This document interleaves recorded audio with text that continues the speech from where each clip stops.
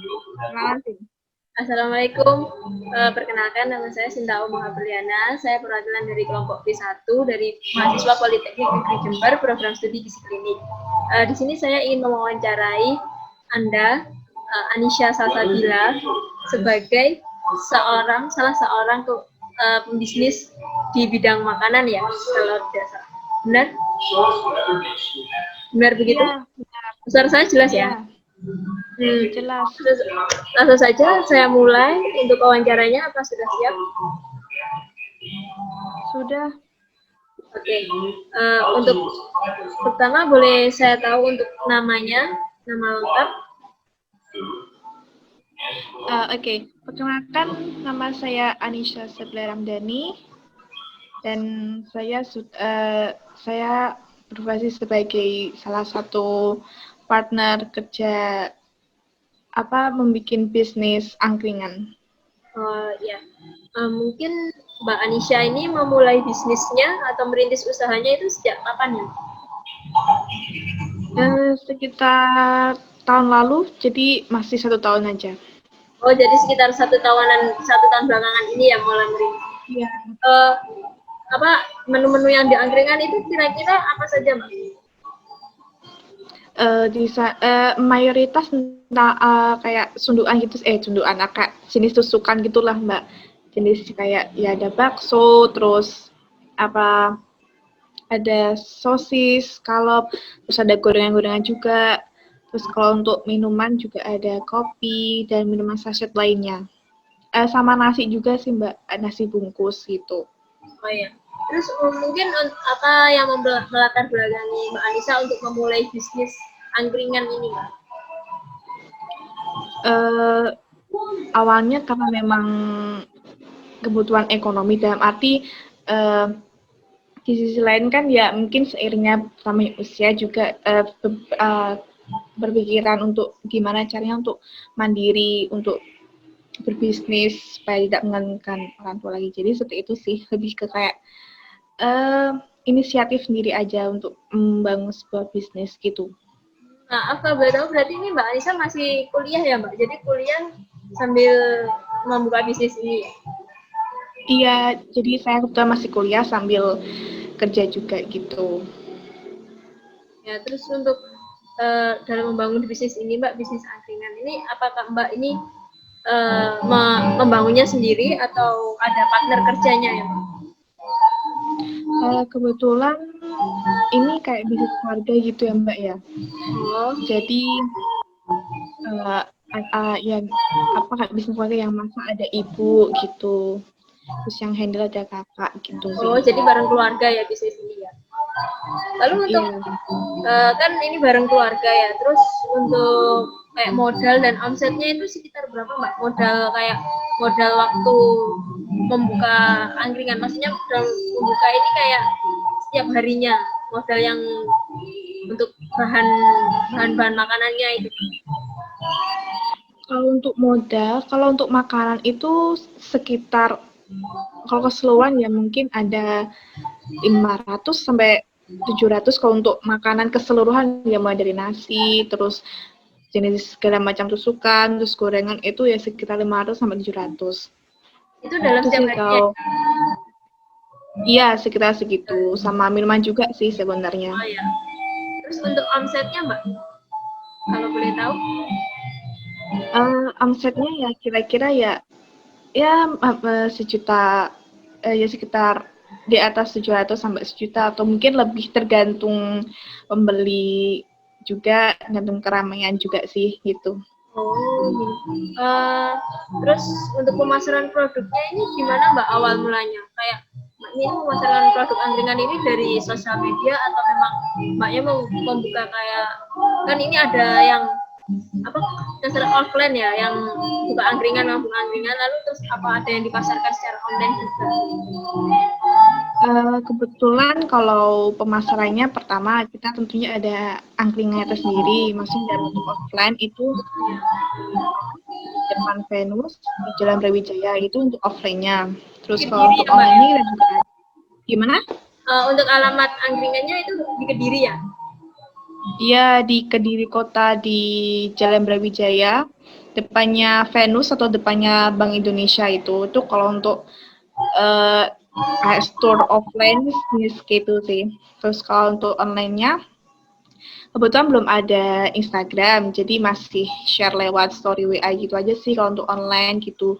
Dan untuk online tuh juga nggak setiap hari, jadi masih open pre-order gitu, pre-order gitu sih. Untuk yang di Jalan Brawijaya itu tadi, yang tokonya, yang warung angkringannya itu, dibukanya mulai jam berapa sampai jam berapa, Mbak? Biasanya sih mulai jam 7 malam ya Mbak gitu, terus mungkin tutupnya ya sekitar pagi sih jam 3 atau jam 4 tuh udah beres semua sih. Gitu. Jadi dibukanya itu malam sampai dini hari gitu ya, sampai habisnya gitu. Iya. Terus untuk cara mengatasi persaingan bisnis, Mbak, kan sekarang juga lagi banyak ya bisnis angkringan yang anak muda yang banyak nongkrong di tempat-tempat angkringan gini itu. Itu dalam mengatasi persaingan bisnis itu gimana, Mbak, caranya? Kalau aku atau kita itu biasanya lebih fokus ke makanan. Kayak ciri khas makanan tuh kita tuh seperti apa. Sebenarnya itu lebih ke menonjolkan ciri khas dari angkringan kita sih. Jadi kayak makanannya tuh kita bikin berbeda. Sebenarnya nggak berbeda 100%, cuman paling nggak dalam segi rasa itu kayak ada karakteristiknya tersendiri gitu loh. Berarti ada kayak menu favoritnya gitu ya, Mbak, ya, yang menjadi andalan di sebuah angkringan itu. Iya. Lalu untuk mengatur keuangannya sendiri, Mbak, ini gimana, Mbak, mengatur omset yang diperoleh, kayak mengatur keuangan yang diperoleh dari berdagang ini? Tentunya kalau untuk ngatur manajemen uang itu gimana pun caranya kita harus meminimalisir keluarnya modal supaya omsetnya juga, maksudnya kalau nggak apa namanya, kayak nggak jumping gitu antara modal sama omset tuh nggak beda jauh gitu. Jadi paling nggak meminimalisir modal, terus habis itu gimana cara memaksimalkan omset gitu aja sih. Terus Mbak, kan sekarang pandemi ya Mbak ya, mungkin ada kayak kendala-kendala gitu, atau mungkin selain pandemi juga mungkin pernah menghadapi kendala apa dalam menggeluti bisnis ini? Kalau kendala lumayan ya, pasti setiap bisnis pasti ada kendala, cuman ya kalau sebelum corona mungkin kendalanya lebih kayak ya makanannya datang terlambat kan, karena kita suplai makanan kan Mbak, jadi nggak yang kita totally yang masak gitu, karena juga ada orang yang nitip gitu. Nah biasanya kayak keterlambatan makanan, terus ada yang nggak siap gitu. Kalau sejak corona itu dulu awalnya waktu awal-awal kita sempat tutup selama beberapa hari, atau which is kayak sekitar 1 minggu atau lebih tuh gara-gara awal corona itu. Terus seiring berjalannya waktu kita tetap jualan tapi nggak sampai pagi, mungkin jam 12 sudah tutup gitu. Terus karena sekarang lagi mengubah lagi ya katanya corona, terus sekarang jadi makin karena angkringan di pinggir jalan kan, kita kan bukan kayak store ruko gitu kan, lebih kayak gerobak ya, kayak gerobak ya, iya gitu sih itu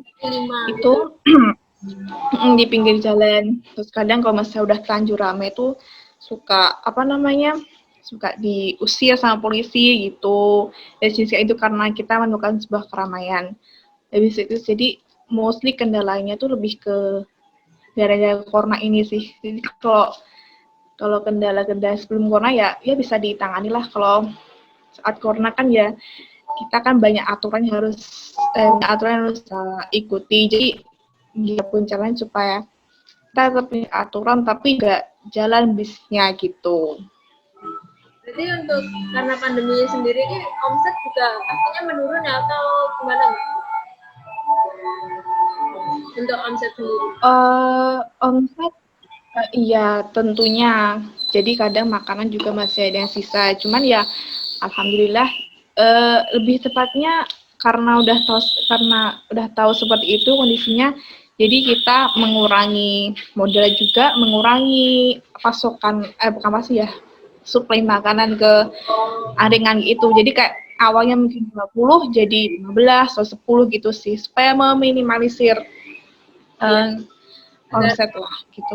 Modal. Sisa ya Mbak ya, biar nggak terlalu banyak makanan yang bisa berbagi gitu. Iya. Terus apa Mbaknya ini ada karyawan Mbak di angkringan ini? Kira-kira berapa karyawan yang diperlukan? Mungkin nggak memakai karyawan? Karyawan ada sekitar berapa ya? 3 sampai 4 ya. Sekitar 3 sampai 4 orang gitu yang bantu jualan. Terus jualan Mbaknya ini, angkringan Mbaknya ini apa sudah memiliki cabang Mbak di tempat lain mungkin atau gimana? Untuk sementara ini ingin fokus ke situ dulu ya. Sebenarnya juga pengen, cuman karena di Kediri kan cari lokasi kan juga nggak mudah gitu. Kita harus mempertimbangkan banyak hal untuk buka cabang. Jadi untuk sementara ya masih stay di situ aja gitu. Ya, insya Allah ini pertanyaan terakhir Mbak. Untuk hal yang membedakan produk makanan, pilihan makanan ya, pilihan varian makanan yang ada di angkringan Mbaknya ini sama produk-produk angkringan-angkringan yang lain ini apa Mbak yang membedakan kira-kira? Sebenarnya kalau angkringan kan ya mayoritas kan ya mungkin kayak bakar-bakar gitu ya, kopi dan kawan-kawan. Cuman salah satu identik dari angkringan kita tuh kayak nasinya Mbak. Jadi kita mempunyai banyak jenis nasi, kayak nasi uduk, terus nasi jamur, nasi sambal teri, nasi pindang gitu. Jadi itu nanti bisa dibakar gitu. Jadi ada menimbulkan cita rasa tersendiri atau ciri khas di situ. Dan kita juga nggak mematok harga yang mahal, ya sekitar 5.000. Harganya kisaran berapa Mbak? Mulai dari berapa ya? Kalau boleh tahu. Kalau untuk mayoritas ya dari gorengan sampai nasi itu ya sekitar 2,5. Kalau sampai nasi berarti ya sampai 5.000-an gitu. Jadi tusukan dan gorengan berarti around di harga itu sih. Oh, di antara 2,5 sampai 5.000 itu ya Mbak? Harga item. Iya, untuk ya. Oh, kalau boleh tahu Mbak nama angkringannya apa? Nama angkringan sendiri yang ada di Jalan Brawijaya ini? Angkringan 11 Mbak. Jadi tempatnya di depan Venus. Angkringan mungkin Mbaknya mau mampir gitu. Ya, insya Allah ya Mbak ya. Sebelumnya saya mau minta sebuah kata-kata motivasi untuk mungkin yang bisa membuat teman-teman lain yang masih ragu untuk memulai bisnis atau merasa kurang percaya diri untuk memulai bisnis. Kira-kira Mbaknya mungkin akan memberi motivasi seperti apa? Kalau untuk motivasi sebenarnya nggak gampang juga buat saya motivasi, cuman setidaknya gimana ya, apalagi kondisinya sekarang lagi seperti ini, kondisi di mana semua orang lagi ingin bekerja keras untuk mencari rezeki ya. Jadi kalau selagi kita bisa berbisnis, sebenarnya bisnis apapun tuh bisa asalkan halal. Kayak misalnya kita punya kemampuan masak, ya kita bisa jual itu, jual masakan kita, terus atau mungkin belum ada skill masak, bisa juga karena sekarang di musim pandemi juga kan bisa jualan masker yang mungkin handal menjahit juga, atau mungkin kalian buka AA, atau mungkin kalian jadi reseller mungkin yang paling gampang ya kan, jadi nggak perlu ngeluarin modal banyak. Yes, online shop itu sebenarnya salah satu cara yang paling gampang lah, apalagi buat anak-anak yang mungkin sekolah atau kuliah yang bisa jadikan part time lah gitu, karena kalau misalnya kerja ikut orang pun juga nggak mudah kan buat nge-manage waktu gitu. Jadi ya berusaha aja untuk berbisnis, tapi semua juga harus dipertimbangkan kira-kira kira-kira bikin bisnis yang sesuai dengan passion kita yang sekiranya bisa menguntungkan. Kalau misalnya buat untuk omset itu ya kita nggak bisa bukan berpikir, arti kita untuk omset kita nggak akan pernah tahu next-nya. Ya setidaknya ya adalah modal modal apa maksudnya ada omset balik ke kita meskipun masih sedikit, cuman setidaknya berusaha untuk menjadi seorang yang mandiri gitu aja untuk membuat bisnis. Ya. Sebelumnya Mbak ini terima kasih atas waktunya untuk berkenan diwawancarai oleh kami. Iya, sama-sama. Saya dan kelompok mohon izin untuk nanti insya Allah mungkin ini tadi saya record, nanti akan di-upload di sosial media. Apa diizinkan Mbak? Iya, nggak apa-apa. Ya. Terima kasih sudah membantu kami untuk memenuhi tugas kewirausahaan kami. Sebelumnya saya mohon maaf telah mengganggu waktunya dan terima kasih sudah berkenan menjawab ya Mbak. Assalamualaikum. Waalaikumsalam.